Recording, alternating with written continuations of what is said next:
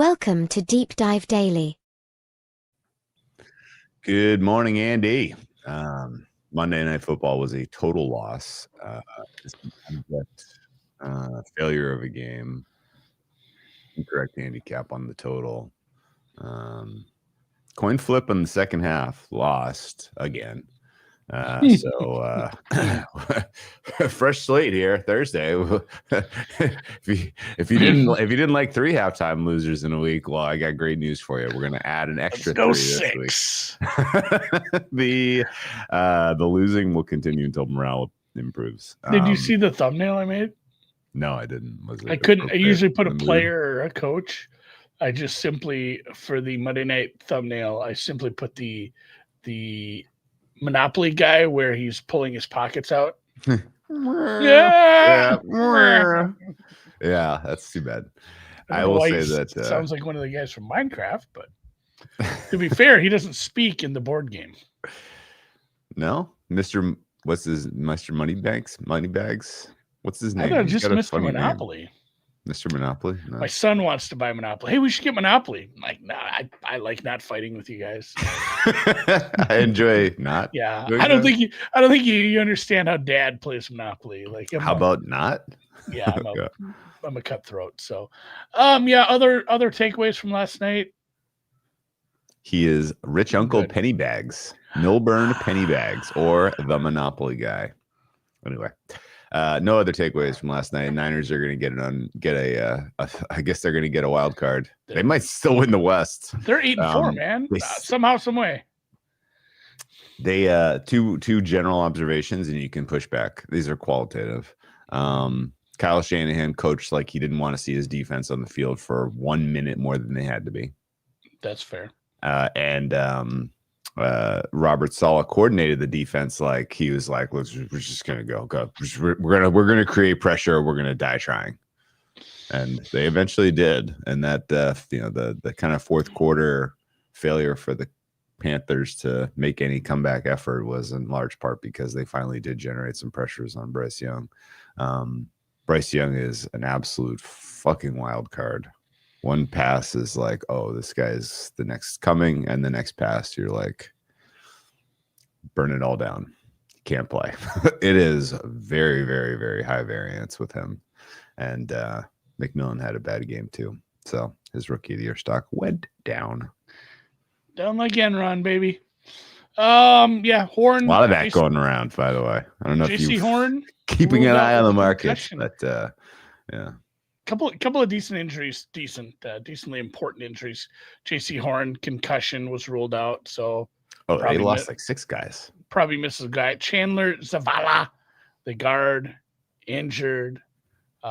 He probably. I mean, that one didn't look all that great either. That could be a high ankle sprain. Claudine concussion, out for the Panthers. The linebacker. They had 3 or 4 guys leave the game and not come back. So and not only did they lose, played through a concussion apparently. Teteroa McMillan playing with some sort of brain injury because he couldn't remember how to use his hands and he started trying to catch the ball like this and stuff. It was rough. Brock Purdy suffered from understrength of the arm from what I could see. His first half 3 interception nonsense was appalling. In the second half, they just kind of took the ball out of his hands, which was the right call. But Shanahan is willing these guys to victory with a soft schedule, and they're going to be in the mix for some sort of playoff seeding, I suppose. Yeah. And they have to be. Just there's not that many other teams around them right now. They have 8 wins. Yeah. For them not to finish with at least 10 feels like a very long shot. They're going to get in the playoffs. And, Purdy can have on days. They're a dangerous team. They have 2 good players in the secondary, Lenore and Brown. Both played pretty well. The other guy didn't. What's his name? Green. Green got dummied on that touchdown. It's a very mixed bag with the players available in that. But I don't think it's. I mean, the injuries have been the biggest part of it. But with Saleh back there, he's not back there in the secondary. He's on the sidelines. He's on the sidelines, getting a lot of camera time. Well, that's the thing too. I don't think they regress with him around. So, some news and notes. Lamar did not practice with the toe injury, missed time with the hammy earlier, also had knee and ankle injuries. Basically, his lower body is a fucking junkyard right now. And until further notice, I don't know that this is a terribly dangerous offense. Yeah, With I don't him think I can looking play a that little, game after a all. little slow. Like, I just don't want to play that. Yeah, I don't want to bet on that game. I might take Bengals team total under if we get confirmation that Burrow goes, just because I do like the Ravens defense in this contest, and especially without Higgins out there. Although Chase does always hit a couple home runs against them, so that's going to be a sketchy one. Sketchy game. That might be a sketchy game altogether. Back to last night. One final note on last night's game. Juwan Jennings was probably in the right. He got dick punched hard. And if you watch that in slow motion, it's like a cartoon where his body lifts up off the ground when he gets punched. I would have done far worse things than he did. He tried, I think. He got dick punched hard. The guy, the puncher, probably looking at a suspension when they go back and look at that. That was egregious. It wasn't, glad. Oh, I'm punching for the ball. Like, he tried to punch him in the dick, and kudos to him. It was a well-executed dick punch. Yeah. I mean, really, kudos to the NFL for giving us both a spitting, multiple spitting controversies this season and multiple dick grabbing punching controversies this week. So appreciate you, NFL. Keep up the good work. I dated a girl who both spat and dick punched, so I can relate. On a hell of a segue here, the Saints are bringing Justin Tucker in to try out for kicker. Oh, but hey, no. Hear me out. I will defend them here. The Saints have a bunch of goodwill built up because, if you remember, they helped persecute and prosecute those bad priests who were molesting children, right? It's a great point. Wait, they were, cleaning up their own house. Drew. I actually read that. I read that incorrectly. Oh, they were obstructing. They covered for the priests. One of the more ironically named franchises, apparently. Yeah, not a great look. It's not. And I know maybe this is the wrong way to look at it, but it's like, holy shit, we're a kicker away from like being a contender. We'll take the PR hit. Like, we can win a Super Bowl if we have a good kicker. Number one, I'm not so sure he's a good kicker anymore. Number two, like, what are you doing? Do you need a kicker that bad? You're willing to take this shitty PR? You're a last place team. What are we thinking? I couldn't bring myself to watch the Saints Falcons even the abbreviated. I was like, no thanks. I'm just assuming Shuck just is never gonna be the guy, and they should just start Taysom Hill the rest of the year and get the one pick. Well, okay. If you want to lose games, yeah. Funny enough, something you mentioned yesterday, it was Greg Olsen who has been tabbed to call plays for Las Vegas. His Wikipedia, incredible announcer, amazing. This is his third time he will be the offensive coordinator for the Las Vegas Raiders. What? What? I feel like we can do a whole episode in this guy. He has slick back hair. He looks very So fun fact, his first job, one of his first jobs after being a grad assistant was John Kitna's quarterback coach. And offensive coordinator at Central Washington, later went on to also be the quarterback coach for Drew Brees. He was playing. He was kind of pushing the Drew Brees Heisman Trophy finalist year when he was at Purdue, and then he got into the NFL. He worked with Mike Martz, I believe, in the Rams. But let's just go to the Raiders. In January 13th, Olsen was hired as offensive coordinator of the Raiders, taking over for Greg Knapp, which I barely remember. Oh, I forgot Greg Knapp. Fired after 1 year.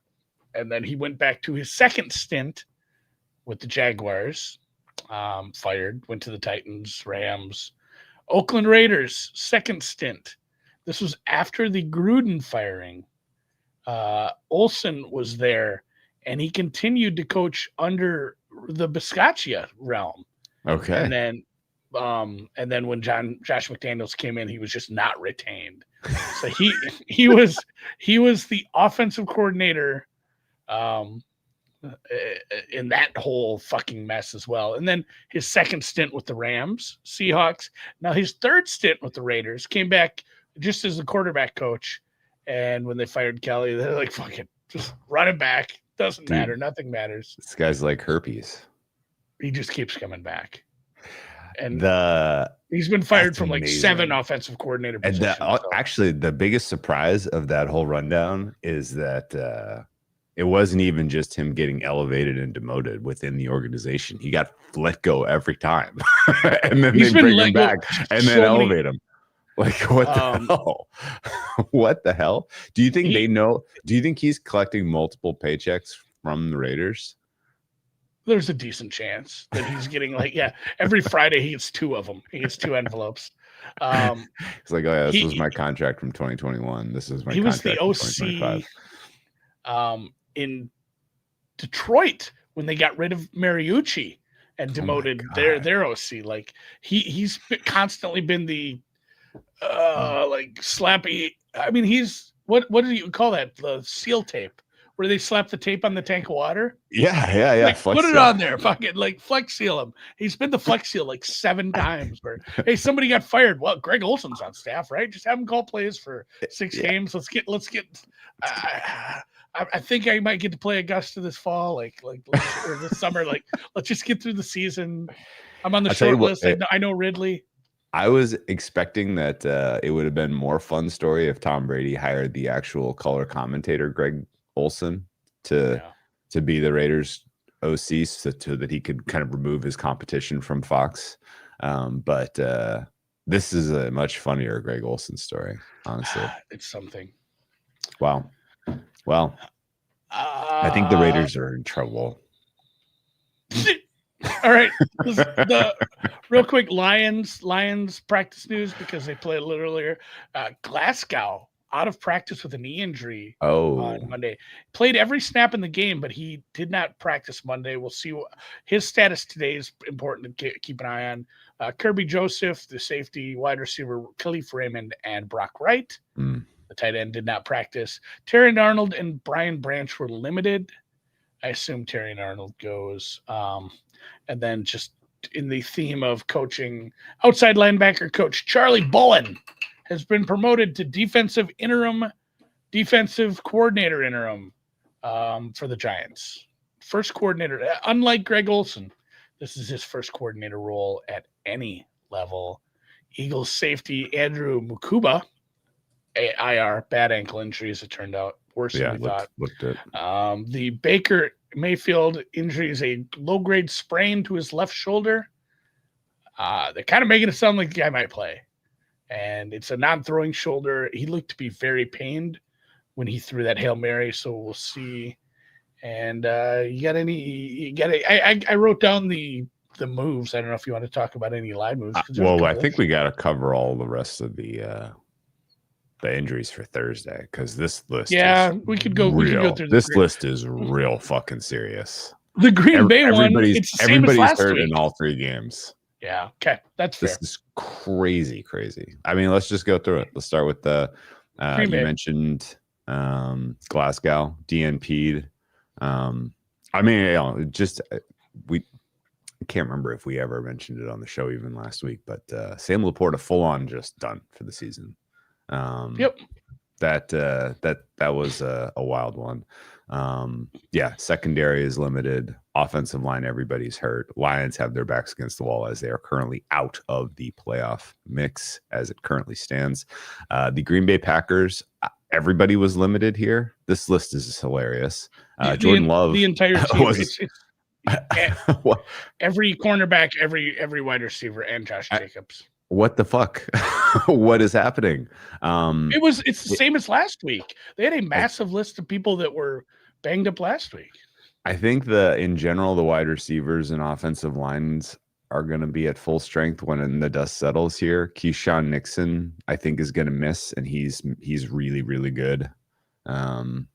So keep an eye on that. Obviously, that creates opportunity for some pass catchers if you want to get weird with the, props. Amon-Ra St. Brown probably has himself a nice little day.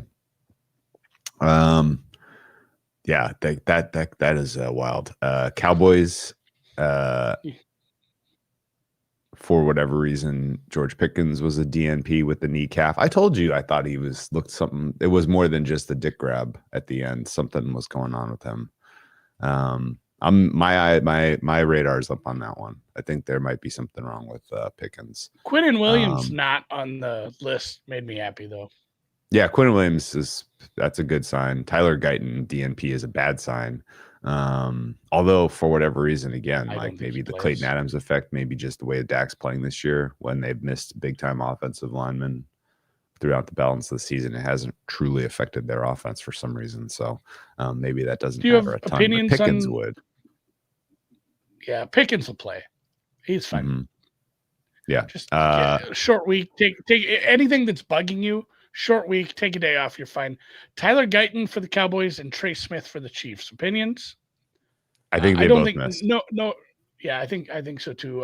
Noah Gray, I think misses. It's a concussion. It's a short week. Trey Smith definitely misses. Guyton, I'm guessing will miss. Rasheed Rice and Xavier Worthy, I think, will play. They were limited. Yeah. Same thing with like Clowney, Fowler. Both of those guys being speed guys and having certainly Rice with the hamstring. That's antenna up for sure. I still think that total is just like what the fuck high. Especially because there's an entire game state where the Chiefs are just winning by 2 touchdowns in the second half and they evaporate the clock. Like getting to 53 is going to be real tough if the Chiefs are winning. Especially and to that point, Pacheco is full practice. If you want to be able to run the ball late and violently. So true. I think Pickens goes, Turpin probably, Guyton probably not, and Osa Odigizua. I don't know. Not sure. All right. The Ravens, you mentioned Lamar. Bateman also limited. Kyle Hamilton. Will have a chance to play. I hate when they say this. Harbaugh made it sound like it wasn't a big deal, but he's dealing with multiple injuries. It sounds like Hamilton. That's bad. Well, he had the shoulder and the groin injury coming in, and then he got his leg rolled up on and came out of the game. So I'm kind of with you there. I have like a 10% chance he plays. Bateman, what do you think with the ankle? That game? Bateman, I'm assuming, is going to play, but it's not going to be an impactful player. Travis Jones, DNP, Taven Bryan, DNP. Their run defense might slip a little. We'll see. Keon Martin, DNP. I don't think that matters a ton. But I was pretty disappointed in the Ravens injury report as far as wanting to bet the Ravens at all or bet the under in that game. Joe Burrow expected to play. Flacco, to be fair, Flacco's on the injury report. He has that shoulder injury. And a finger, apparently. He's been playing through a finger. And a finger. I think Flacco goes. I think Hendrickson sits again. T. Higgins has a concussion on a short week, so almost zero chance. Backup running back Taj Brooks, almost no chance with concussion. Samaje Perine is a full go, so let's go, buddy. I think Cam Sample plays. But yeah, no Hendrickson probably again, and then the concussed players are out. Burrow's back though. Marco Wilson out, cornerback. That defense still the worst in the league. I'm not going to name defensive players outside of Trey Hendrickson. They're all about the same. They all suck. Okay, so Thursday. Good luck betting any of these games. I mean, this is real wild. I'm gonna. If I had to call Thursdays, I'm going to say the Packers came off the 3. I don't think it gets back to 3. If it gets back to 3, it's Packers. Kansas City kind of intriguing me right now at a 3. It's not a flat 3, but if it gets to flat 3, I think that's the side under, as we mentioned. Nightcap is a skipperoonie. Bears Eagles. That total. The moves on Thursday: Detroit down to 2.5, Dallas down to a +3, that total's up to 52 as well, which again, I'm kind of with you there. I don't see it. Baltimore total is edging up as well to 52. Not much movement in the side on Chicago Philly. That total's heading downward though to 44.5. Weather. Which it's not looking like a very nice Sunday or /Friday/Sunday for some of these outdoor games. Finally, I don't have a strong opinion on that. Feels like you just play Chicago until they bite you.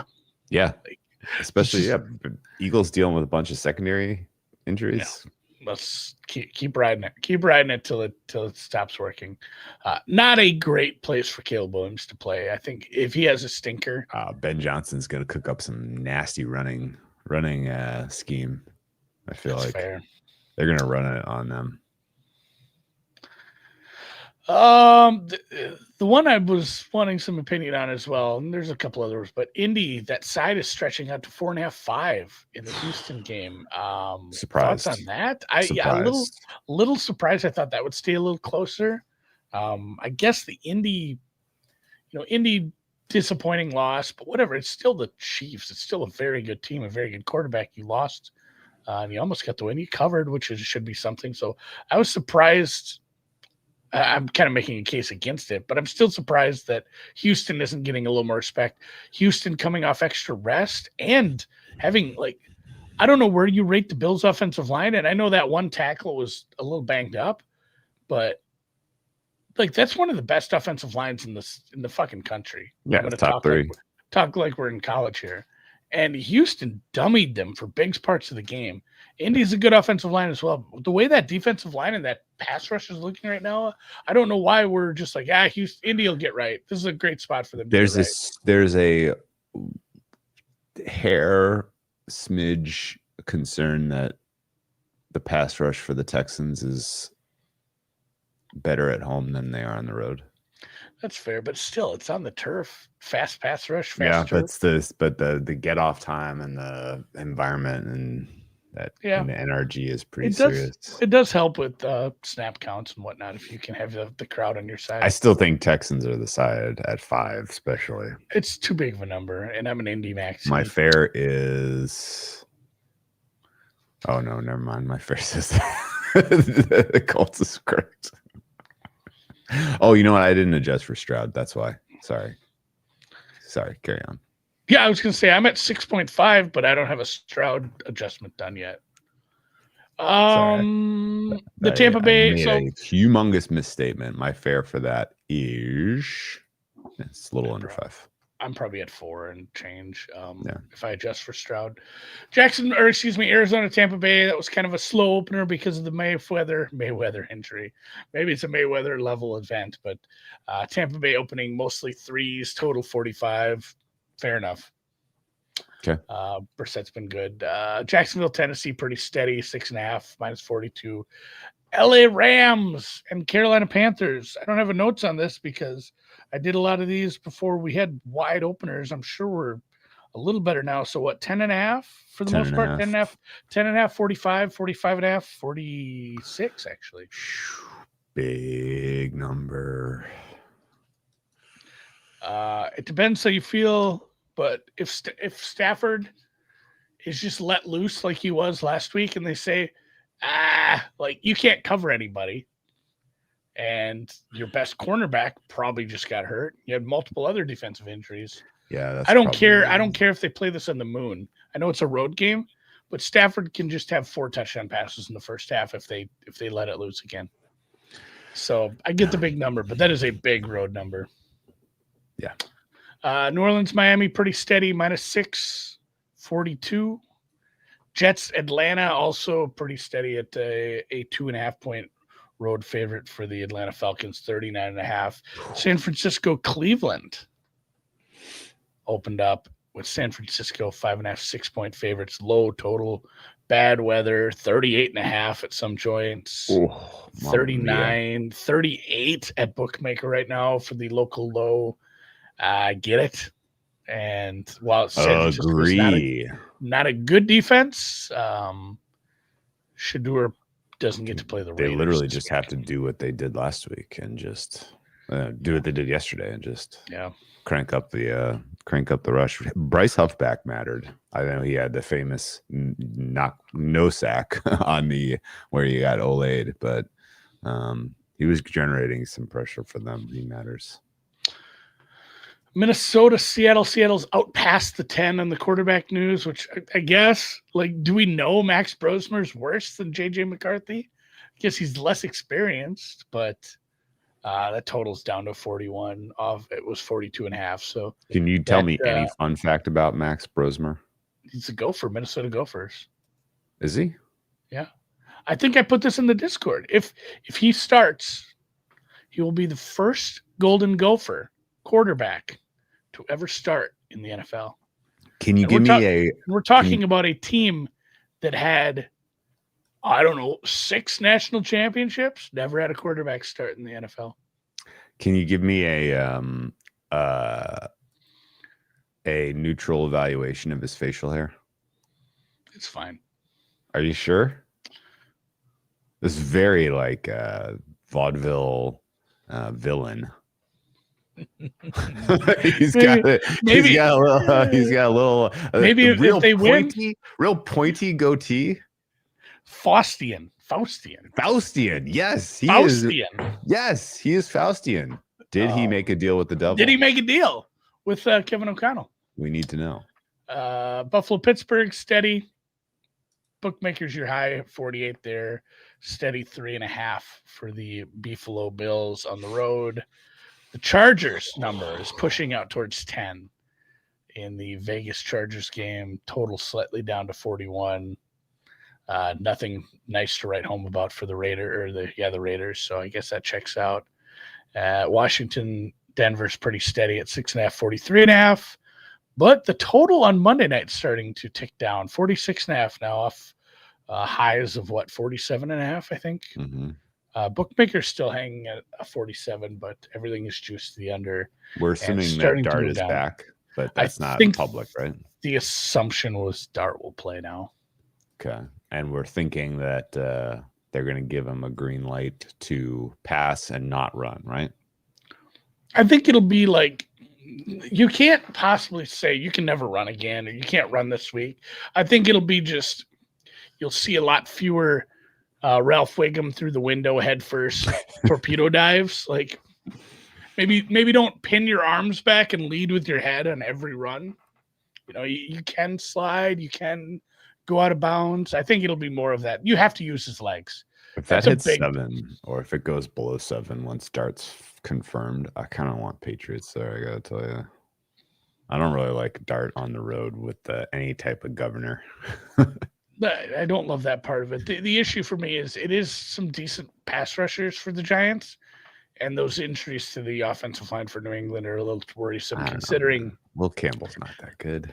I know, but it's still like you're still going to the backups in probably a couple spots. Drake May, he can overcome it. He gets sacked a lot as it is. So what? All right. So what's a couple more sacks? Honestly, it kind of comes down to you know what the play is, and it's going to be a big number. It's just the Drake May longest completion over. Yeah, that's a shit hits every week. Dude, the secondary for the Giants is brutal. Why that's were you what I'm saying. That Lions game? I don't know that. They don't stand a chance here. Well, and he has a beautiful deep ball. Like he's going to take 5 or 6 shots. So I might play a Drake May longest over. Mega that's something like secret. Let's rip through the top 5 because I got to get going. My top 5 includes the Rams, the Chiefs, the Packers, the Bills, and the Seahawks. They are all +4 or better. None of them are +6s for me. I am not at a +6 either. My top one. Chiefs, Rams, Seahawks, Bills, Detroit. Top 5. Okay. So we disagree on Detroit, Green Bay. I remember actually we talked about this. Green Bay is not that far. Okay. Bottom 5 for me. Cincinnati, you're no longer the worst team in the NFL by my ratings. That distinction goes to the New Orleans Saints, number 32 currently. Number 31. I can't. Should have just sorted. Yeah, that's what I do. The Raiders. Raiders and the Saints are about the same. They're both -7s for me. Splitting hairs is who's worse. The Cleveland Browns are a -5. Tennessee, 4th worst. This is like a local high. Tennessee is only a -5.02 for me right now. That garbage time scoring can do a lot for your, pad your stats, I guess. They are number 29, and then number 28 goes to the Cardinals, currently ranking number 28 for me. Wow. It's a bad number. My bottom 5, I'm still Tennessee at the bottom. Tennessee, New Orleans, Cleveland, despite being a top 5 defense, is very much still in the bottom 5 for me because it is my 32nd ranked offense. The Jets and the Raiders, Carolina out of the basement, the Giants upgraded at offense. Bad defense, though. 31st ranked defense for me for the Giants. So Tennessee remains at the bottom. Yeah. Okay. All right. Well, I got a boogie. Best of luck. We'll check in tomorrow around half an hour from now. And yes, remember 10 a.m. Central Time. Deep dive. We'll clean the whole board. It'll be fun. See you then. I didn't have the outro music queued. There it is.